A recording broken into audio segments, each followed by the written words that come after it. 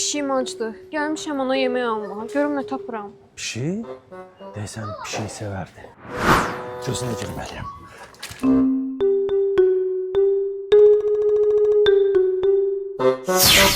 Mənim pişiyimin tükləri həssasdır. Ona görə şampuan axtarıram.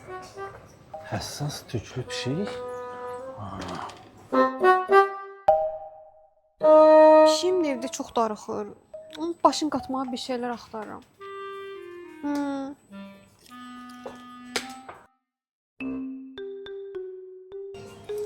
Xanım, bir də qalmayın. Mən özüm də pişik sevərəm sizin kimi.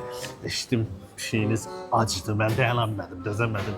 Biz pişik sevərlər bir-birimizə dəstək olmalı. Pişik deyəndə mən sevgilimi nəzərdə tuturdum. Sevgilindir? Bəli. Qaydasız döyüşdə zədə alıb, mən də gəlmişdim bura maraqlı şeylər almağa. Qaydasız döyüşdə. Onda mən özümə gedib pişik qumu almalıyam.